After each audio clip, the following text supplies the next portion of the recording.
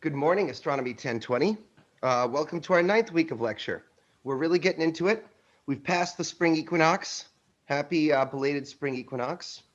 And this week's lecture is actually one of my favorites. Well, I've got one that's even more favorite than this, but this is a really good lecture week because we've learned about the sun in our past lecture, and now we're going to kind of apply what we know about the sun to other stars and just start stepping out of our solar system and thinking about how other stars behave differently than our own sun and what we can learn from them. We do have a lab scheduled for today. I'm a little concerned about it because I don't know if I can get far enough in my lecture to train you on it. So I've got to meditate on what to do there. Also, only 2 of you are sharing video with me, which sort of breaks my rule of I only want to do this live class if enough people are participating. There you go, Nick. I don't care if you're in your PJs. I'll be a team player here today. Yes, Nick, thank you. That helps a little bit. What I did with my Monday class is only 2 people shared video. So I did give them the live lecture out of respect for those people who did. But I ended up just having them watch the pre-recorded lab. I mean, it doesn't matter to me. If you guys just want to kind of troll and watch, that's fine. It's just that I should have you watch the videos that I already recorded. You know what I mean? Because it's effectively the same thing. I know some of you might prefer the live experience, and I'm trying to give that to you. But I want to know that it's worth it, right? Anyways, let's get through lecture today. I would like to take a peek really briefly. I should have done this before I started the recording, honestly, to see how our schedule is lining up with where we are. Today's date is the 23rd. So we're roughly 1 week behind where we should be at the 23rd. Why did that happen? That happens because I'm too ambitious, and I designed the course with more rather than less material. Like an ideal world, what if I could accomplish everything really, really fast? But it happens because it takes time to do things and to teach people things. You guys take a while to punch things into your calculator. There's little ums and ahs, it's just part of the nature of the biz, Vladimir. Okay, anyways, let's start with our lecture on stars, and I'm going to think about what I'm going to do in regards to the lab later. I want to show you guys some pictures, as I often do. Let's take a look at a field of stars and have you meditate on it for a second.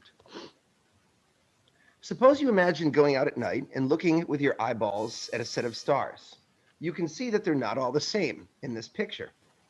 Give me some of the observational differences, nothing fancy. What makes one star different from another when you look at it with your naked eye? I'll even take a note on this. It'll be called How Are Stars Different? Or Observational Differences in Stars, something like that.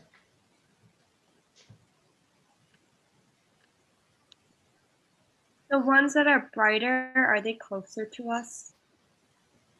Well, so that's a really great question. Who said that? Who's there in the troll space? Kelly. Pardon? Kelly. Kelly. Kelly's asking a really important question. The stars that are brighter, does that mean they're closer to us? It's going to turn out, Kelly, that stars can be closer or farther from our own sun and Earth, but stars also have a range of luminosities. Some can be extremely bright, or bright is not the right word. Some can be extremely luminous, and some can be quite non-luminous or dim.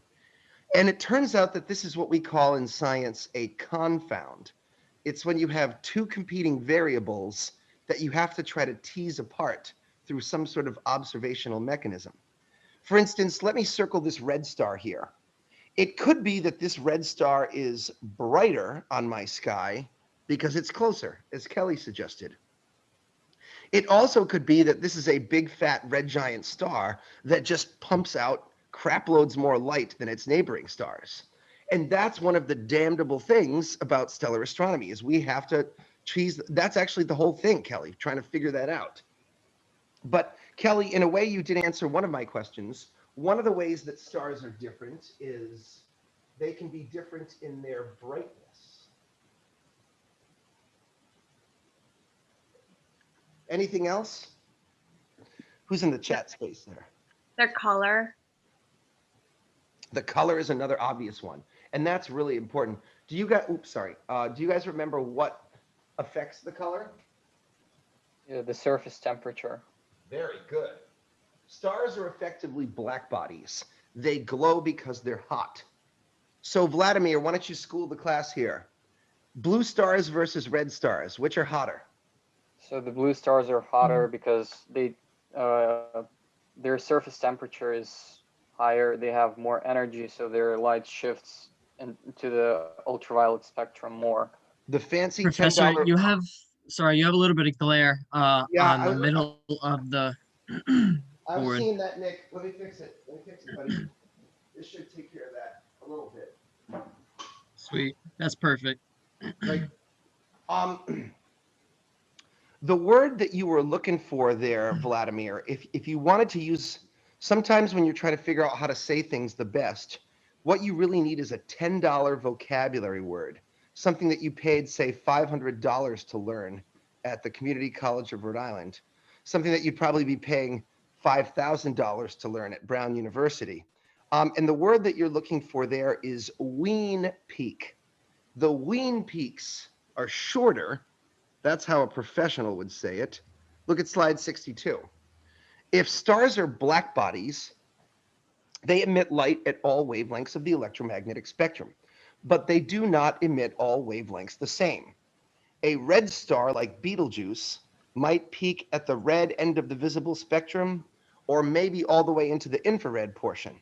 So it will pump out much more red light than it does blue light. A blue star, a blue giant star, or a spectral type O star, its wean peak will be closer to the ultraviolet portion of the spectrum. So naturally, they're going to be lopsided towards a lot more blue light being emitted than red light being emitted. So what's happening is the wean peak, the black body peak, is shifting to shorter wavelengths. In other words, blue stars are hot, red stars are cold. It's opposite the logic that you see on your faucets when you color coordinate them, okay? Okay, there's one last thing, but I bet you'll never guess it. I bet you'll never, ever, ever guess what the last observational thing is. It's not something you can Don't give it away right away. Let us guess a little bit. Yeah, guess a little. That's water sipping time here. The brightness, color. How are stars different? Their composition, maybe? I'm talking about observational differences. Oh, observational. Okay. Things you could potentially moving towards us or moving away from us. Their position in the sky. Well, the position in the sky is fair.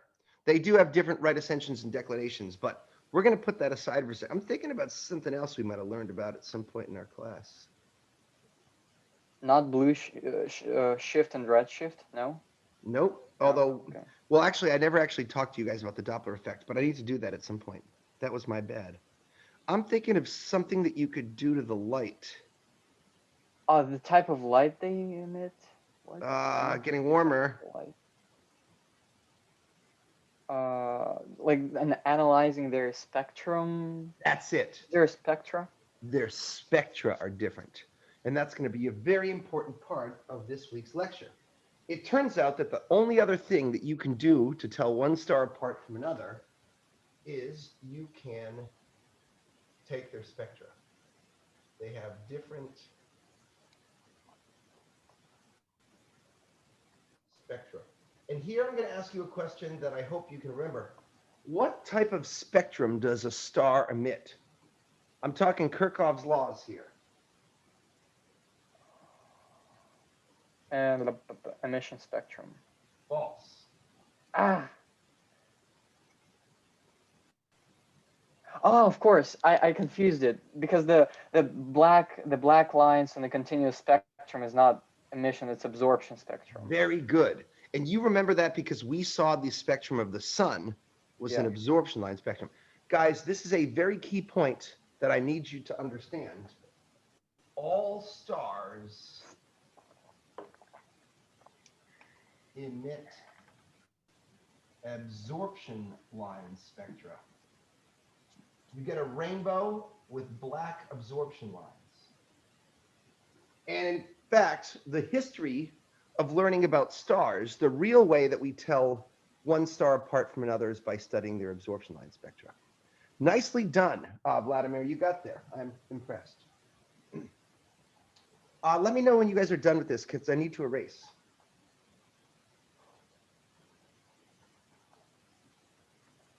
So it's kind of like their fingerprints. It's kind of like their fingerprints, and it's going to be one of the main ways we classify them. But we have some stuff to talk about first. Andy, can I erase this?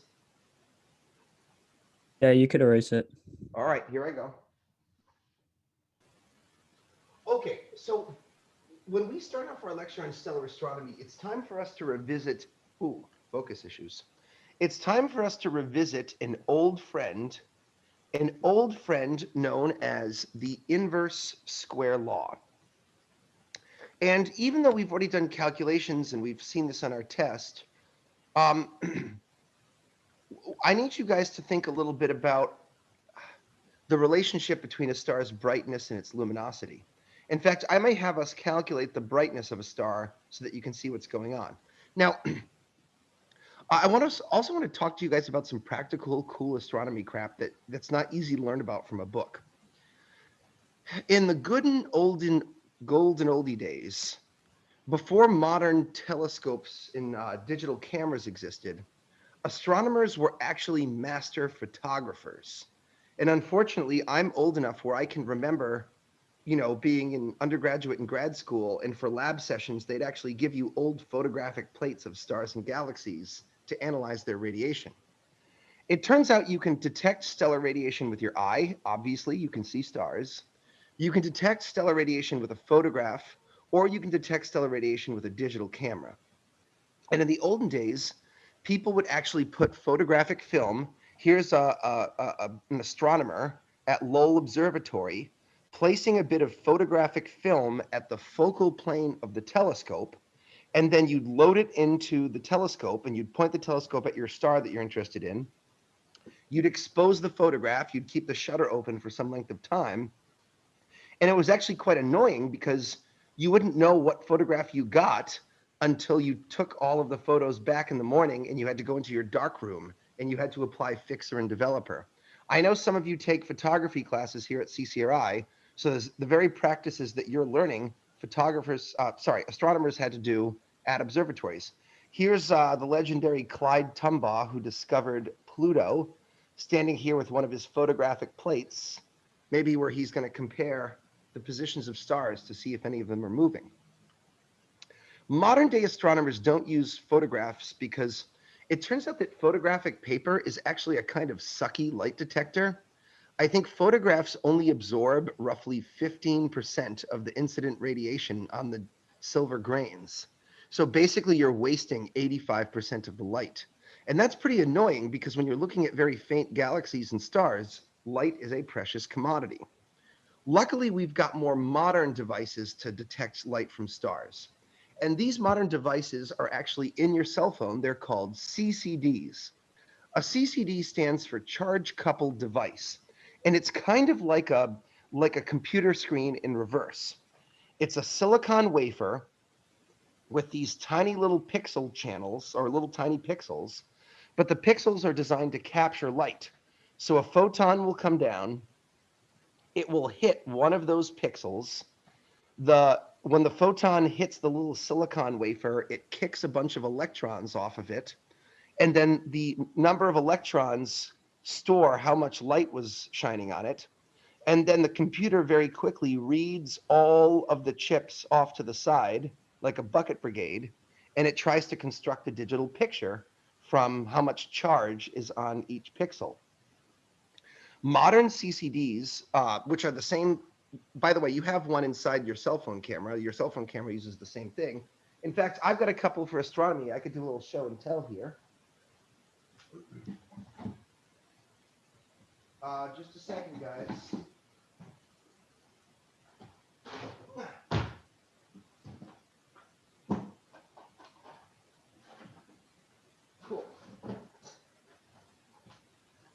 here's a modern CCD that I use for my observatory when I want to go out and take images of stars and galaxies. It's an ATIC digital camera. The chip is quite small, but they need to have a housing for it. One, for the electronics, and two, you need to cool your CCD cameras to a very low temperature so that there's as little noise as possible. So if I pull this off, can you guys see that little shiny chip there? That's the CCD. I can see it. So that's specifically for astronomers? This is a camera for astronomy use. The difference between the kind of CCDs that are in your phone and the ones that are here is in your phone, they try to design them with as much megapixels as possible, so you have as sharp a resolution as possible. But that's because most photographers are happening in a room with lots of light, like we're on here. These CCDs are customized to work in very, very low lighting environments. So they're designed to get a faint trickle of light from outer space and try to make a picture from it. So that's how you actually do the observations today?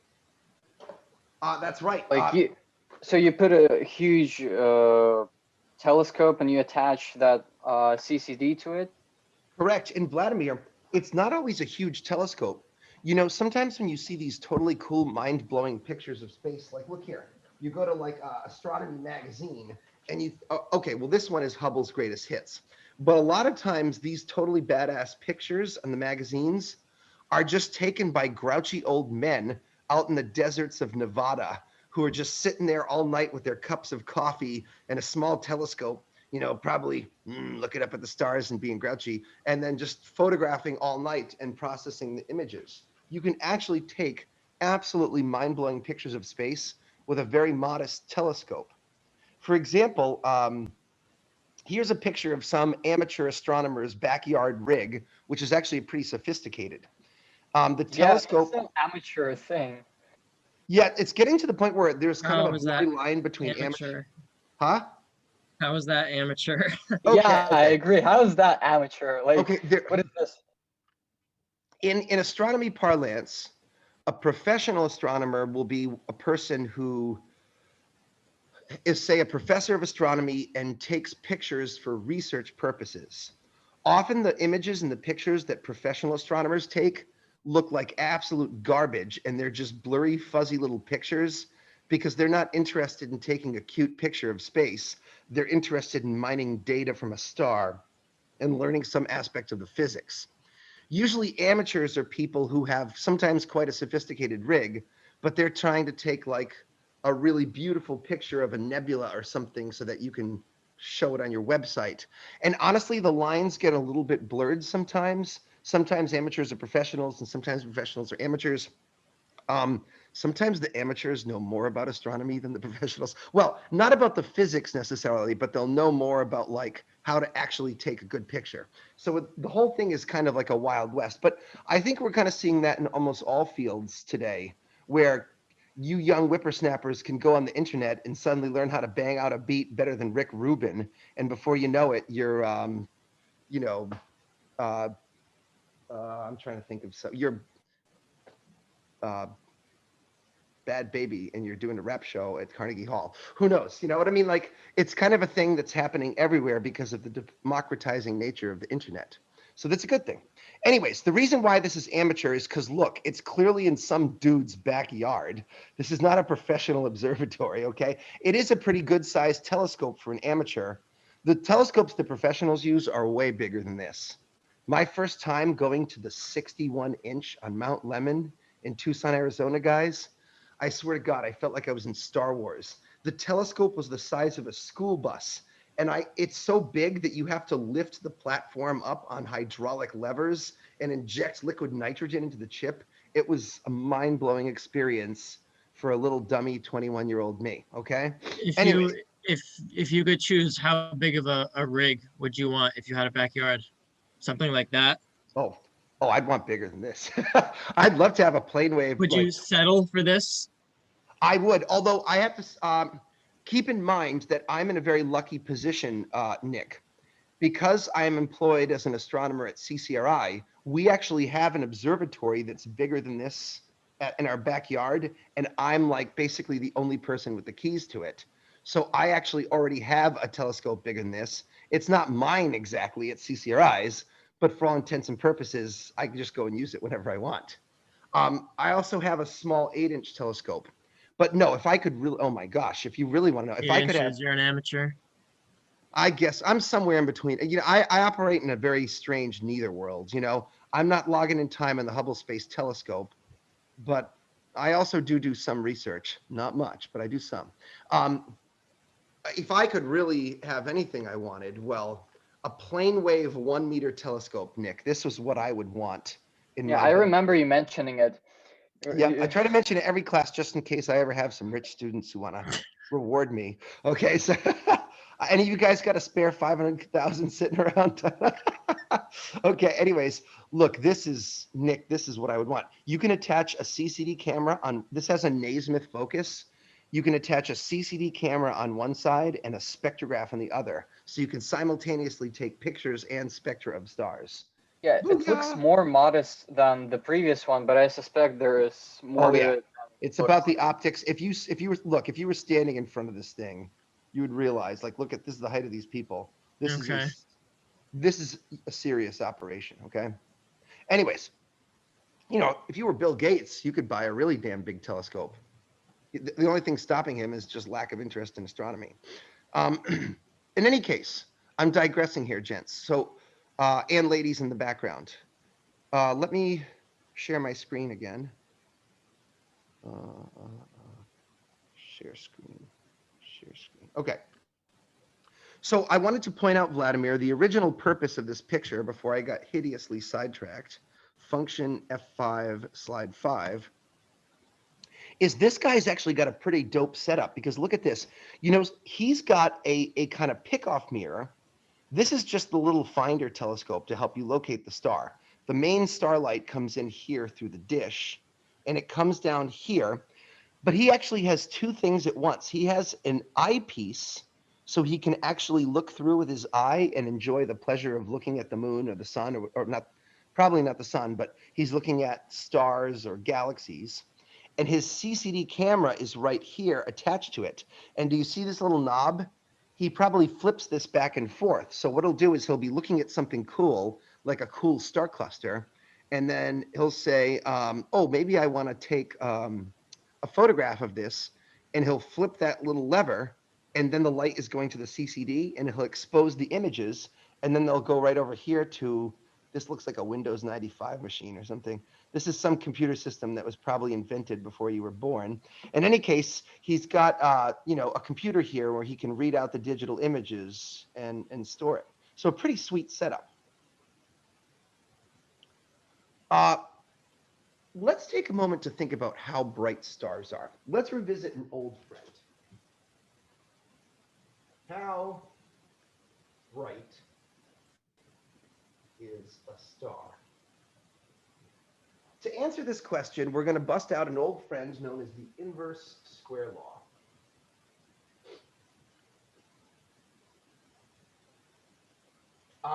The brightness of a star is its luminosity over 4 times pi times the distance squared. Why don't we consider the closest star to the sun? You all know what that is, right?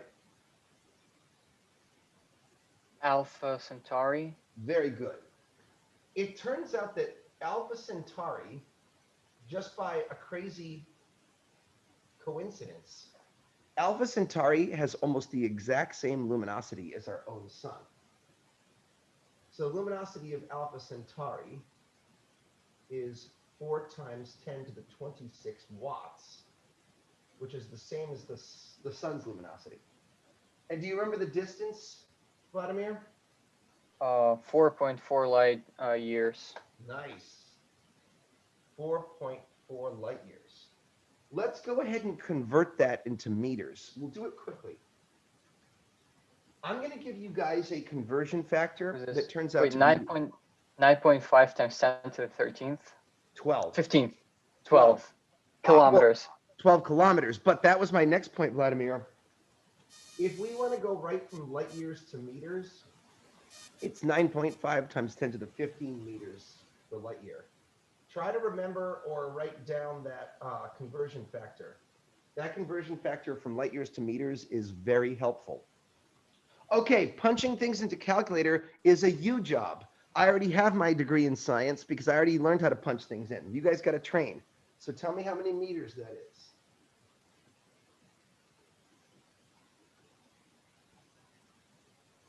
2 sig figs is fine.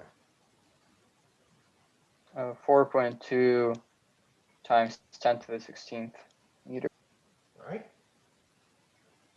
And why don't we now pump this into the inverse square law, and let's find out how bright Alpha Centauri is on our sky. 4 times 10 to the 26 watts over 4 over pi over 4.2 times 10 to the 16 meters squared. Don't forget the square.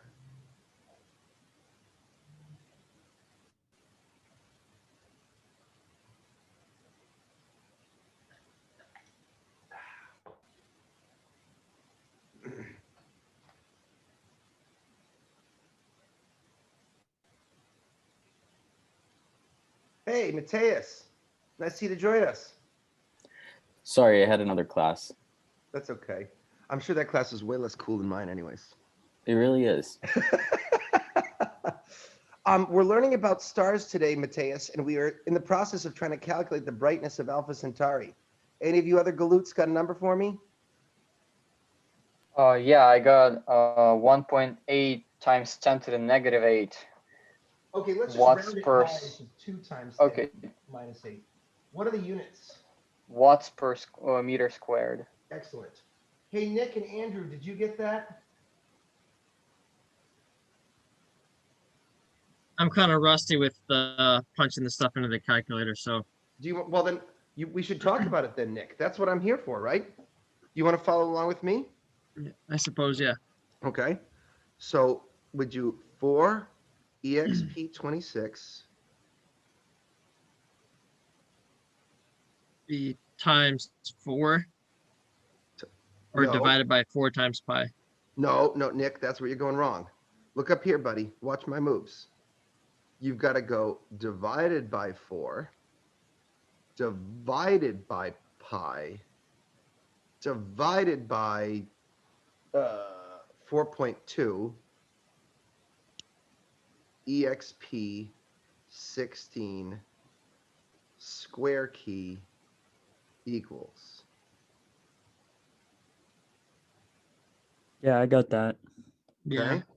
Did it work out now, Nick? Yeah. All right, don't you lie to me. I'll know if you're lying. Nope. I'm. All right, okay, all right, okay, all right, okay. All right. So I don't know if you guys understood my point. Well, I actually had a point to this exercise. 10 to the power of minus 8 is wicked freaking tiny, right? That's 0.0000000, a lot of zeros, and then a 2 watts per square meter. In other words, the point of this exercise is that stars are dim. They're not very bright. I'm telling you something you already know. If stars were bright, we wouldn't need light bulbs at night. We could just have sky roofs and stars would illuminate our houses. That would be beautiful. But unfortunately, stars do not give off a lot of radiant energy. They're just little pinpricks of light on the sky. It also gets me thinking about another thing.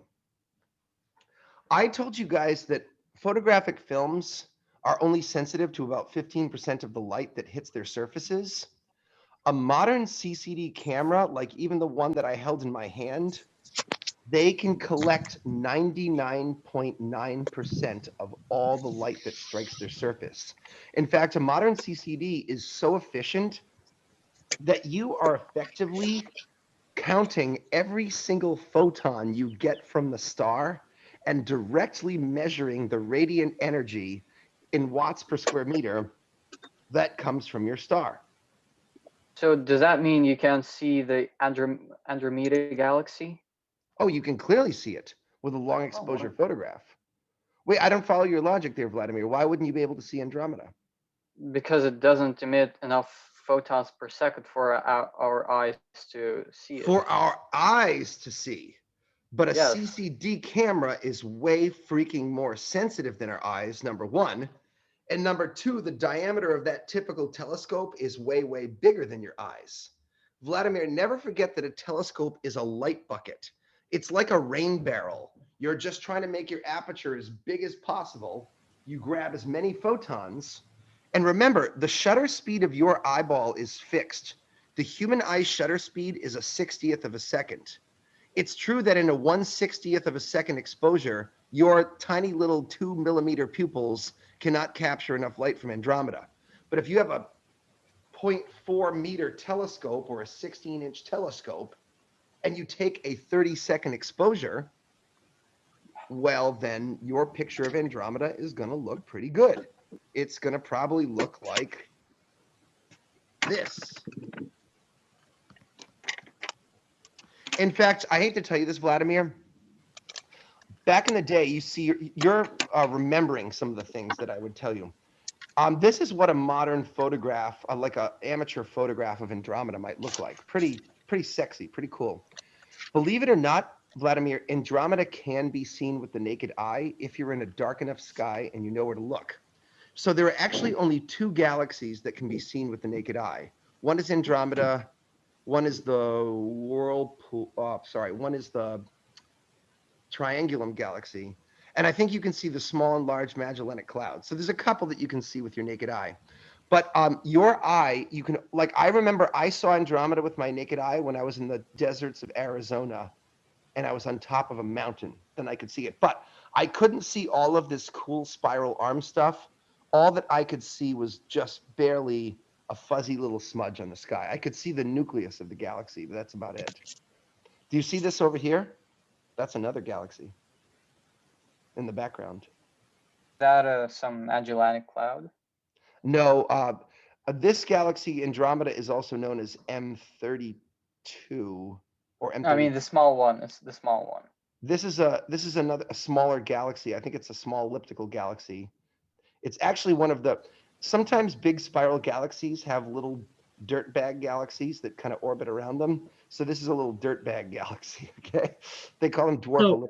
Yeah. Forgive me if you've already mentioned this in the past, but could there be any like planets in there, or not necessarily the like huge or anything like that, but something that you could possibly like land on, not in our lifetime, obviously, but Nick, this is an entire freaking galaxy.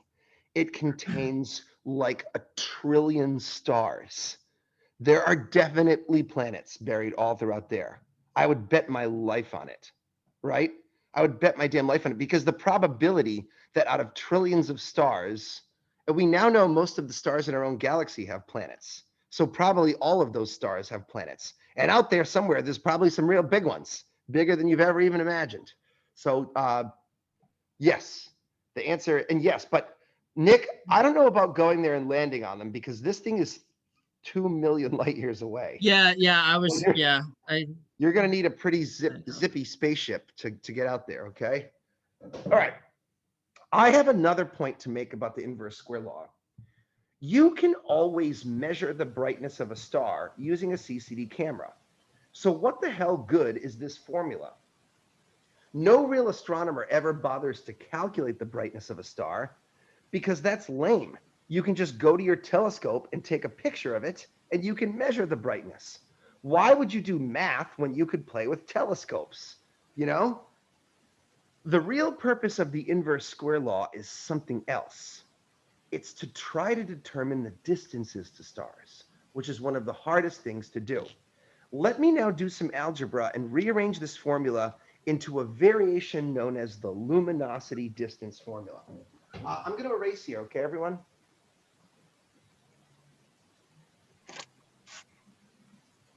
Those CCD cameras are pretty damn expensive. Yeah, I'll show you a picture of some more today. I've got more toys to show you, Vladimir. Okay, introducing a new version of the inverse square law called, you could still call it the inverse square law, but astronomers have a name for it. They call it the luminosity distance formula.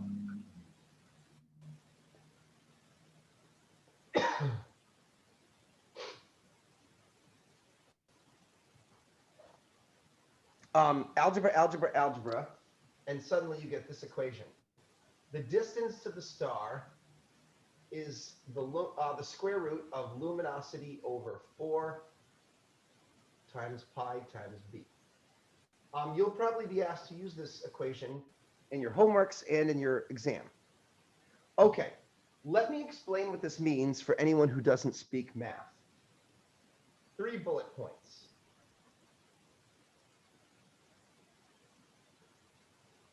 I can measure B,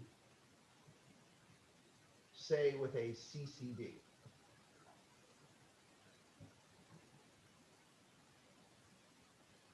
If I somehow knew L, if I could somehow, through tricks and stratagems, discover the luminosity of a star, then I can compute D, the distance to the star. For this reason, astronomers are obsessed with trying to determine the luminosities of stars. If you could somehow know how much light a star puts out by default, you would have a method of computing their distances. And in astronomy, any object that has a known luminosity gets a special nickname. We call them a standard candle.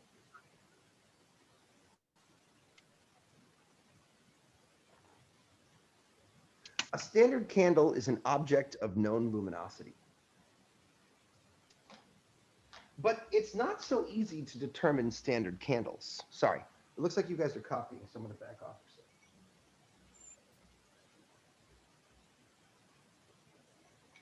second.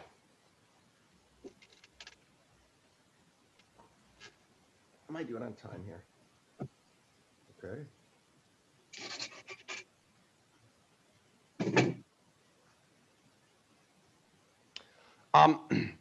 I want you guys just to remember once again the difference between brightness and luminosity. The brightness of a star is how much light you detect at your telescope or at your camera. But the luminosity of a star is its total radiant output of light in all 360 directions. It's not so easy to know the luminosity of a star. It's not like you can go to a star like Alpha Centauri and surround it with a Dyson sphere or a solar panel bag and somehow capture all the photons coming out of it. You have to be able to use tricks. It turns out one of the tricks that we do use is we find a different strategy to determine the distances to nearby stars, and then we rearrange this equation once again to solve for luminosity. So let's talk about that. Imagine we're looking at this field of stars, and we're dying to determine how far away they are. If I knew what their luminosities were, I could compute them, but I don't know what their luminosities are in the first place.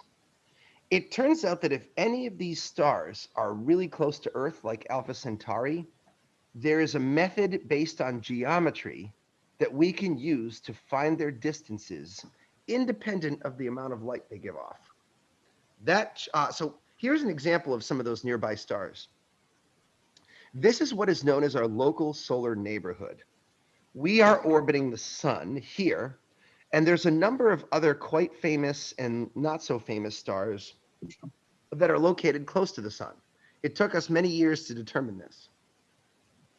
Notice that many of the stars closest to the sun actually have famous proper names going back into history, like Vega and Altair and Arcturus and Denebola and Sirius.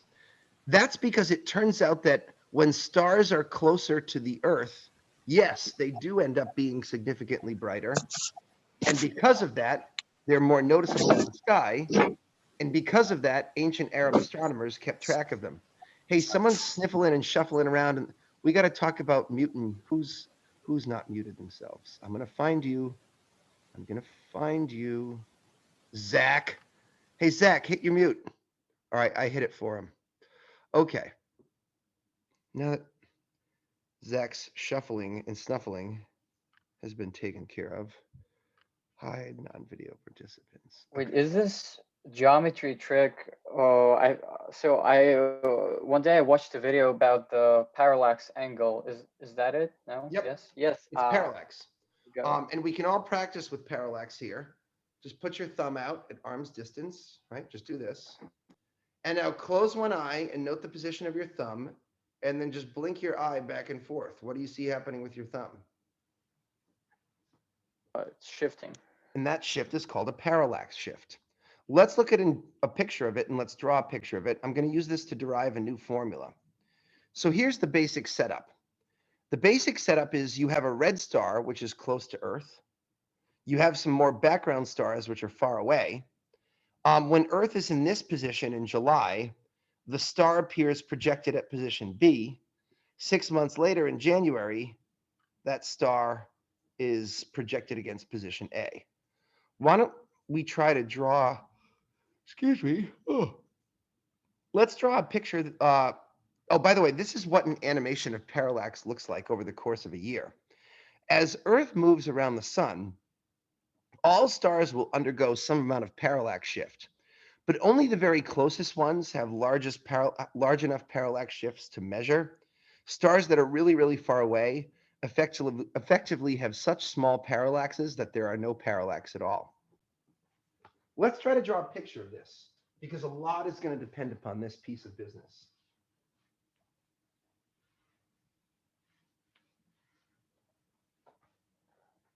Introducing parallax. Parallax is an angular shift in the position. And when I say position, I mean angular position on the sky, right? Ascension and declination. An angular shift in the position of a nearby star due to the motion of Earth. Parallax is measured. I'm going to use the Greek letter rho for parallax shift. This letter, the Greek letter rho, is going to be the variable that represents the so-called parallax shift. And it's almost always measured in arc seconds or in milli-arc seconds.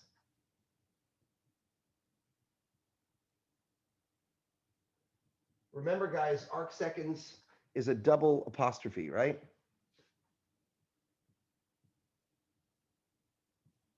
MAS is milli-arc seconds.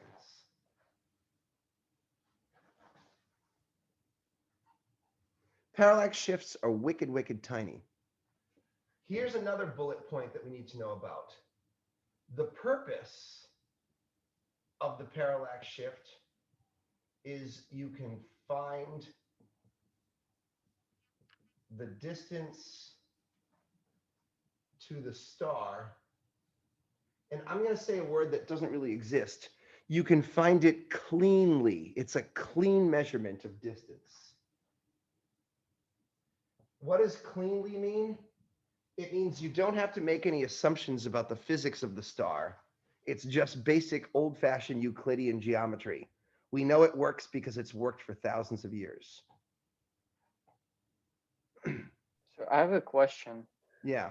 So the thing with the thumb, is it the same as having this bottle over here and me like shifting from here to here? That is a version of parallax as well, Vladimir. Yep. Okay.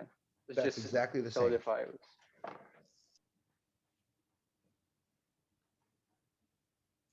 Okay, I need to draw kind of an elaborate diagram, so I'm going to wait till you guys have that written down, and then I'm going to erase. So technically, if I put my bottle on a table and step away like some distance, and I do the math, so I can technically figure out that the bottle is, say, like 7 meters away. Yeah. Triangles are some of the most well-known geometrical shapes in all of geometry. We know how to calculate angles. There's a law of sines, a law of cosines. There's the Pythagorean theorem. Vladimir, we are really, really well versed in the mathematics of triangles. And if you think about it, Vladimir, almost all problems are in astronomy are the problem of a small, skinny triangle. Like you have two stars over here, right? And then you're observing from Earth, and the two stars, have some. All problems in astronomy are long, skinny triangles.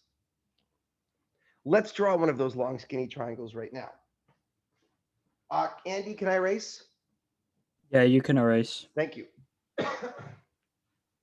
I think you guys should draw this diagram with me. It'll be helpful for you. Okay, what we're going to do is we're going to put the sun over here on the left side of the page. And I'm going to draw Earth sort of orbiting around the sun at some different positions. This is supposed to be a circular orbit, so. And I'm going to focus, instead of going 6 months apart, I'm going to look at a star 3 months apart, there and there. Now over here, I have a nearby red star that I'm interested in. That star is close to the sun. And then way off in the background, I have some really distant stars that are so far away that they're not going to have any significant parallax shift, okay?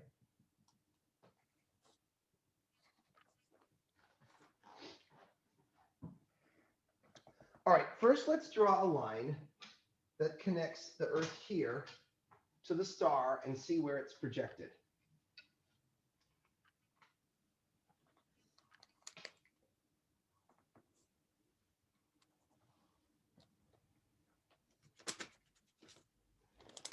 In the first configuration, my red star appears projected near the belt of Orion. But 3 months later, due to the parallax shift, my star now appears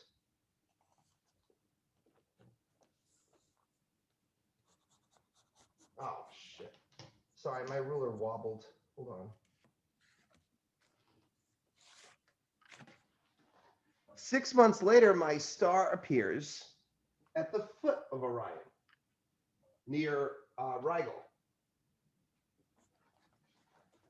Now, I don't know if you guys can see this, but there are two angles here, and those two angles have to be the same. This angle here, which I will call rho, is the directly measurable parallax shift.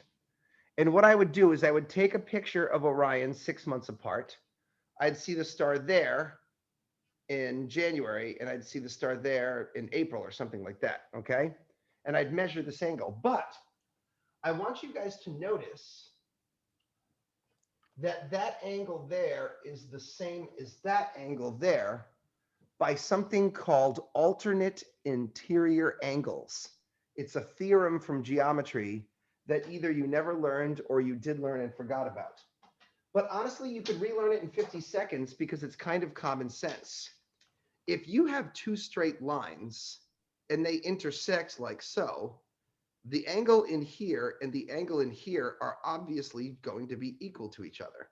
You can just see that it makes sense, right? Alternate interior angles. Ironically, it's this angle that we measure, but we're going to make use of the fact that this angle is the same, and we're going to work on the problem of a long, skinny triangle. And that long, skinny triangle that we're interested in is this one right here. You see, I always know the distance between the sun and the Earth is 1 AU. And this is the distance from the sun to the nearby red star. If I measure the parallax shift and I know that this distance is 1 AU, I can compute the distance using the small angle formula. And I'm going to use the small angle formula that we most recently learned, the one that's in terms of arc seconds.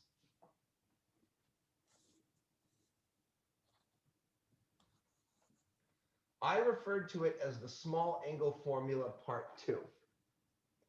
It said that S was equal to, and by the way, here S is going to be the separation between the sun and Earth.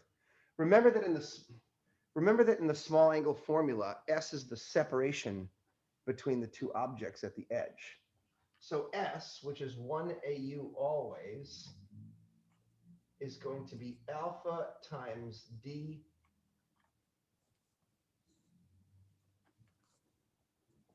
over 206,265 arcseconds. Now, previously we called the angle alpha, but here I'm going to replace alpha with the parallax shift, because that's what I've measured.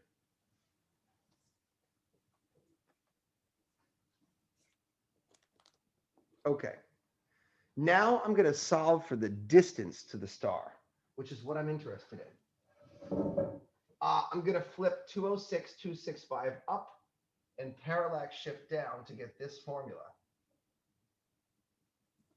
The distance to the star is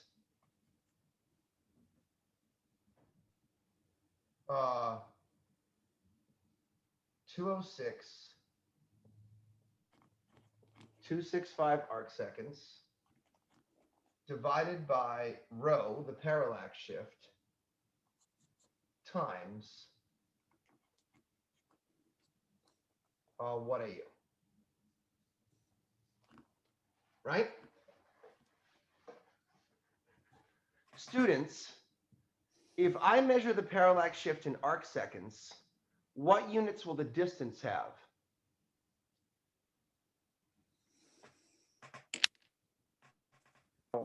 AU? Is AU a good unit of measurement? Not really. Why not? For measuring the distance to stars, why is AU insufficient? Because the distance to star, it's just inconvenient. Really large numbers that are inconvenient to operate with. I absolutely agree. And I think, Vladimir, in that one of my slideshows, I don't know if it was for this class or the other class. Let's see if we can call it up here. So we're getting to one of the coolest measurements of distance. Right. And do you know which one that is? Parsecs. That's right. Now, honestly, Vladimir, parsecs are kind of weird, and I'll tell you why. Usually, what you've learned so far is that astronomers like to use light years to measure the distances to stars. But in fact, you may already know that that's not actually true. It's not our preferred unit. Sorry, guys. I just wanted to show you one slide from one other slideshow. Just bear with me here. Oh, yeah. Slide 5. I need to get this again. This is a measurement of the distances to the planets in light years, and it's a logarithmic plot. You'll notice that the distance to the edge of the solar system is about 100 light years, but that to get out to Alpha Centauri, it's probably in the hundreds of thousands of light years, somewhere closer to 1 million light years. And that means astronomical units, as Vladimir said, are not the best unit. Now, we could have converted this to light years, and that would have made sense. But astronomers are so lazy that they've invented a new unit to make the mathematics for parallax even simpler. In fact, Vladimir, as a person who didn't grow up with the imperial unit system, it must be hideous to you, these imperial units that you're forced to learn. Do you want to know what the most evil unit, the most completely useless unit is in the entire imperial unit system? It's the yard, okay? Yeah, I was going to answer that. A You yard don't use is it at all. 3 feet. So think about how useless yards are. Anything that you could measure in yards, you could just as easily measure in feet with just a factor of 3 difference, right? The only people that use yards are like fashion workers and seamstresses who are pulling yards of cloth off, and sometimes people who are mowing lawns or something. But literally, feet are every bit as effective as yards. With that in mind, let me introduce to you the space yard, otherwise known as the parsec. Astronomers have invented a new unit of distance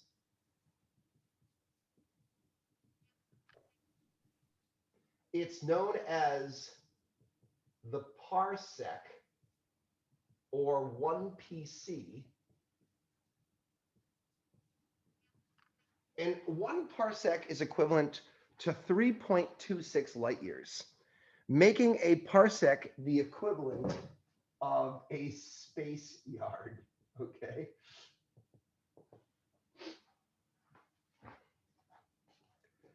Why would we invent such a silly and ridiculous measurement of distance? For one reason. It turns out if you define a parsec as 3.26 light years, the actual definition is something you're not going to like. The real definition of a parsec is this. The definition is the distance at which 1 arcsecond subtends 1 AU. It's the distance at which 1 arcsecond subtends 1 AU. In other words, let me explain that for those who don't understand my words. Imagine taking a tiny little angle, okay, and just separating these two things by 1 arcsecond, the tiniest of tiny little angles. This is much bigger than an arcsecond. And then you just keep going and going and going and going until the distance between your two triangle arms is separated by 1 astronomical unit. That length is a parsec. And it turns out that the purpose is not to make it a space yard, but if you define a parsec in this way, you get this magical relationship that 1 parsec is exactly equal to 206,265 AU.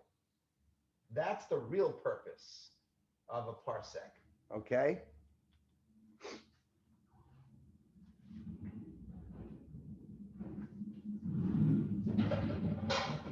Watch my moves, students, as I convert this 1 AU into parsecs. So, dimensional analysis, AUs go on the bottom, parsecs, abbreviation PC on top. 1 parsec is 206,265 AU. Now, not only do AUs cancel, but weirdly enough, 206,265 cancels, and we end up with what is probably the simplest, laziest formula in all of astronomy. The distance to my star in parsecs is equal to 1 over the parallax angle in arcseconds.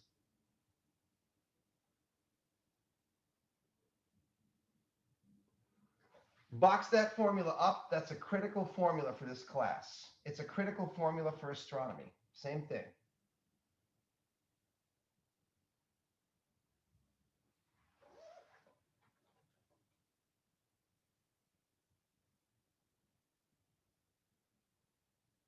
How am I doing on time here? Probably bad.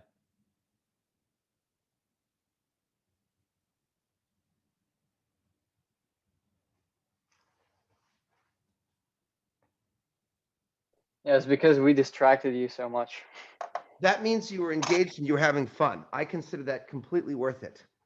If you can't talk to your astronomy teacher about astronomy, then what the hell is the point of the whole damn thing, right?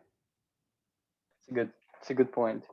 But true. I don't know, I'm confused over which one is cooler, because light years sound pretty epic, but parsec, like in the name, it sounds so epic. I don't know which one is my I'll tell you favorite. I'll tell you how astronomers think about it. Astronomers actually think that light years are lame, and that's something you tell kids and journalists who don't know any astronomy. When astronomers talk to each other, they always use parsecs. Yeah, because light years are kind of arbitrary and you can't really apply them, but then parsecs directly. It's in a way, cooperate with Vladimir, anything. it's all arbitrary. Light years are cool because they're based on light. Actually, light years are useful when you're doing relativity and you want to think about look back time. But parsecs are what like stellar astronomers who are like working in the field, so to speak, the star field. Let me show you a couple of reasons. Here's the thing. You guys are actually going to love parsecs because they're going to make calculations on your exam really simple. Let me show you a couple of tricks before we get started, okay? Does everyone have this information? Because this is all critical stuff for our class. Andy, you got all this? Yeah, I got it. All right. I'm going to erase and I'm going to show you a couple of examples to help you understand why this is important.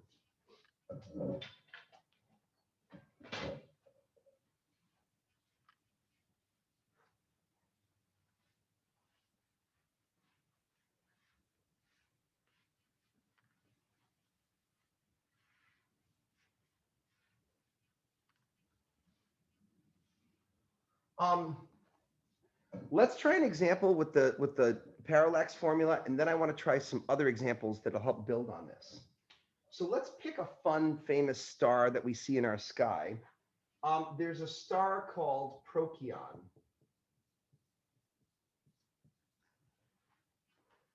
I'm getting a lot of focus issues, so I'm going to have to activate the Logitech thing. Logitech, so I can turn off autofocus. I'm also going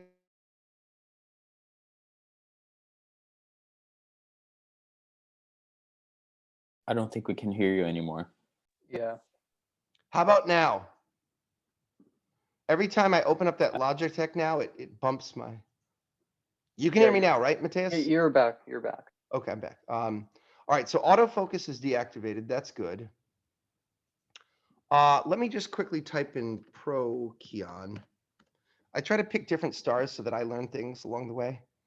The parallax shift is 285 milliarcseconds. Let's see if you guys can handle this. So the parallax shift is 285 milliarcseconds. Students, how many arcseconds is that? 0.285. Right, because milli means thousandth. Oh, hey, Tegan. Are you outside in your sun hat? Yeah, I've been out here the whole time. I just didn't turn my camera on yet. Oh, you troll, you. Well, why not? You look cool in your sun hat, and it looks sunny and fun out there. It looks like you're having more fun than us. We're all inside. Okay, It's nice so- out today. you got lots of now solar we have- energy out there? What? You've got lots of solar energy out there to warm you up? Oh yeah. Man, I So wish now I. we Why am I not doing this class outside? What would stop me from holding lecture outside? I guess I could bring the whiteboard and all of my demos and stuff. I'm going to think about how to do this. One day, I'm going to try holding class outside. Okay, so Vladimir points out that milli is 1,000th. So you go 1, 2, 3 sig figs over. And that's 0.285 arcseconds. You have the promised 5 students now, by the way. Yeah. Okay. So it wasn't all in vain. Guys, I want to say something off the record, so I'm going to pause the thing. Okay, I think we just had an unofficial decision, but the viewers of the video will not know what it is until the end of class, okay? It's a secret surprise. All right, so find the distance to Procyon. It couldn't be any simpler, guys. The distance in parsecs is 1 over the parallax shift. Now, because this is going to become helpful later, I want to show you guys a new key to use on your calculators. It's a key that seems kind of stupid, but it turns out to be wicked useful. Let me do my autofocus here.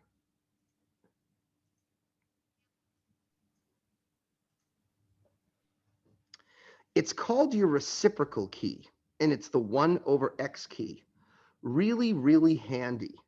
0.285, and all you do is shift 1 over x. You'll find that it's useful later. So how far away is Procyon? Oh, I saw the number about 35 parsecs. False. Why don't you just punch it into your calculator? Don't be lazy. Oh, okay, all right.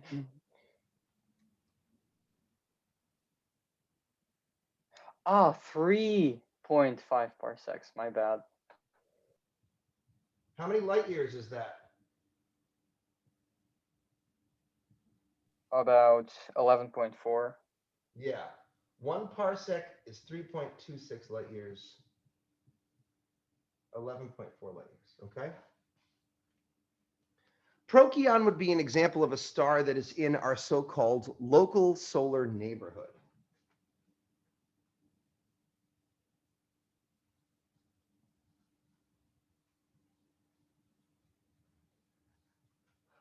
In fact, how would I define the local solar neighborhood? It's stars that are close to the sun. But what does close to the sun even mean in terms of a galaxy? Well, let's consider what telescope you'd want to use if you wanted to measure parallax shifts in astronomy. Do you guys remember what the best optical telescope in the world is? Hubble right That's now. right. And what is now, to really test you, what is the diffraction limit of the Hubble Space Telescope? What's the Ooh. tiniest angle that Hubble can detect? You're getting into it. We did go over this in one of our homeworks, but I can understand if you forgot. So, for some random reason, like I remember a number of like 300ths of an arc second. Is It's- that correct? No. It's 500, very close, Vladimir. It's 500ths. It's 0.05 arc second. Okay. But you had the right flavor of the feeling. Okay, I need to erase this. Everyone cool? All right. Okay, let me just, with the rest of the time that I have with you guys, if you can let me finish making my point, let me just sort of meditate on what Hubble could do. So suppose I took Hubble telescope, Hubble Space Telescope, and I remind the class that it has a so-called diffraction limit, meaning it can see down to an absolute minimum angle, alpha min, of 0.05 arc seconds. And that's considered one of the best telescopes in the world. The question I would then want to ask is, how far out can Hubble measure distances directly? In other words, how far away could it measure distances using the technique of parallax? How would I solve that problem?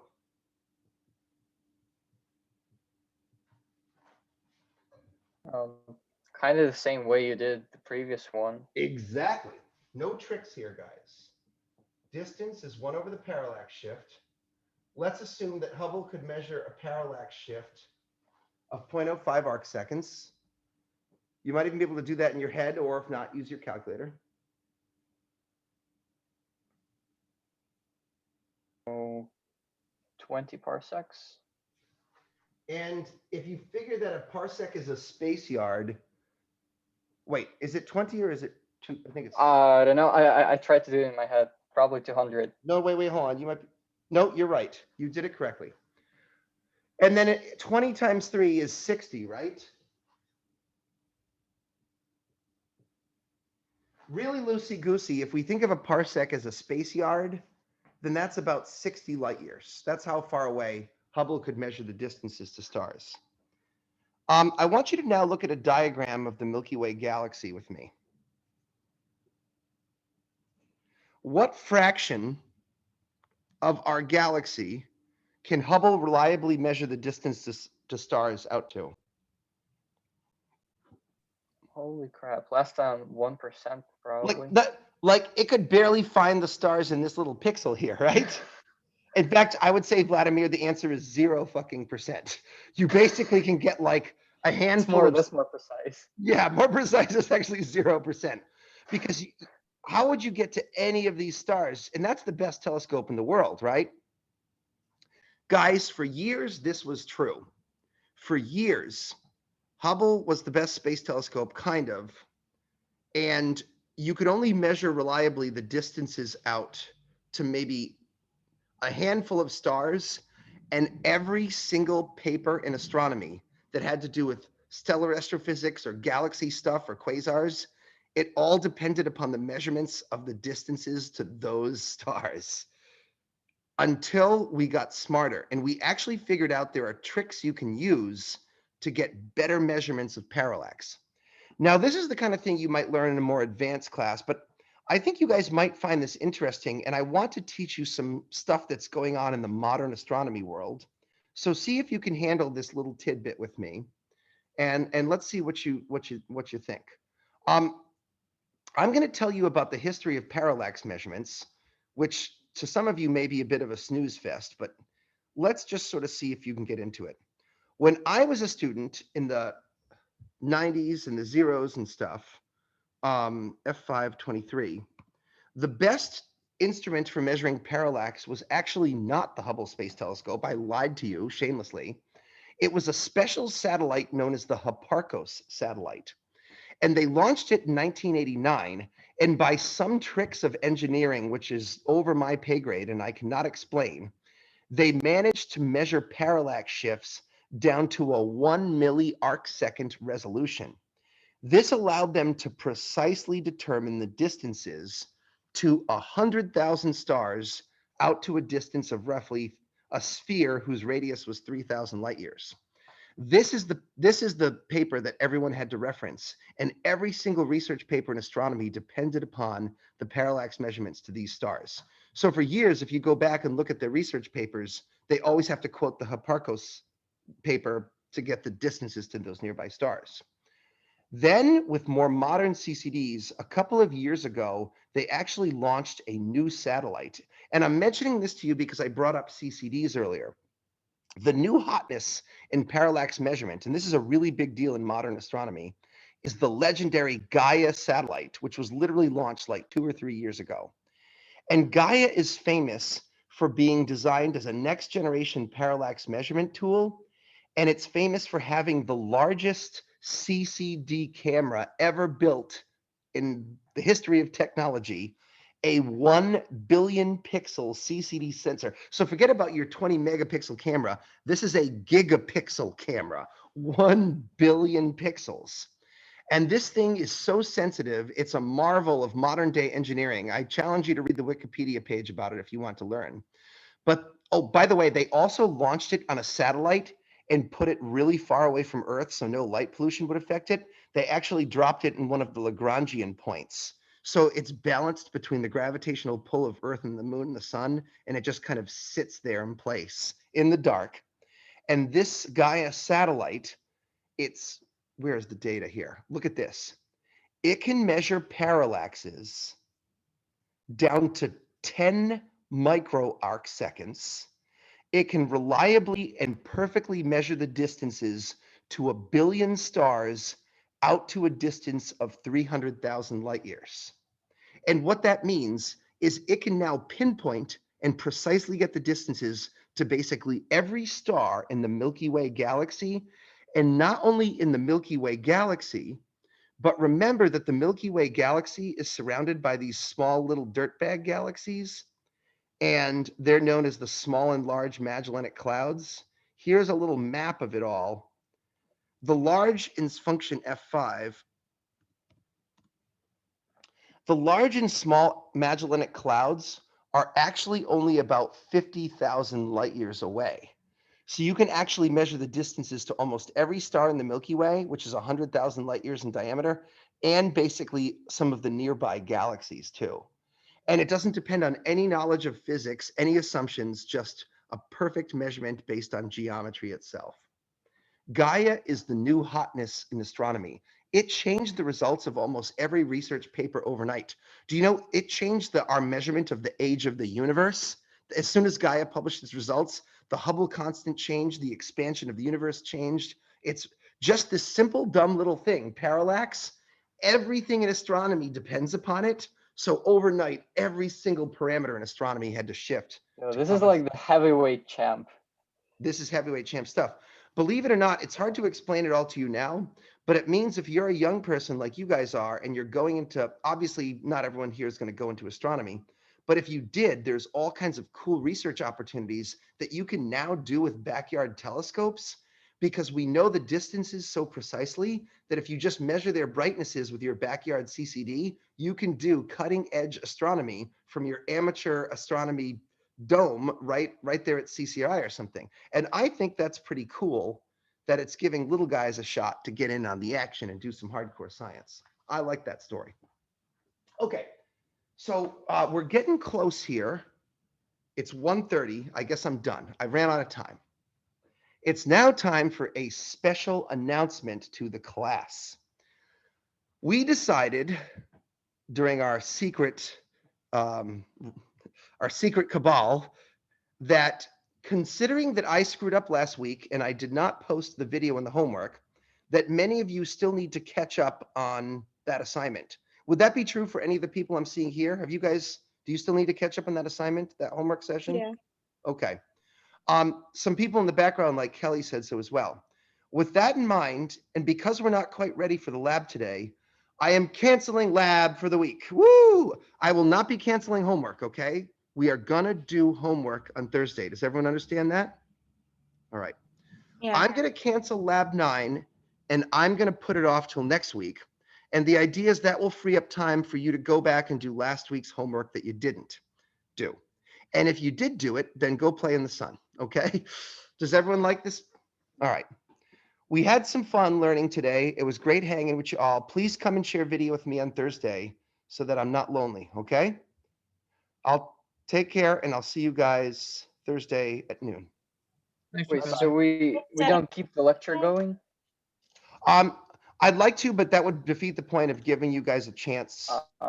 The other thing, Vladimir, is I'm really, really behind on my grading because I went to New York and I didn't do anything. Oh, I So see. Okay. I probably should catch up on the grading too. All right, so we're going to let each other off the hook today, Vladimir. But Vladimir, lots more fun lecture stuff on Thursday, okay? All right. Okay, See over and out, you. guys. Be well.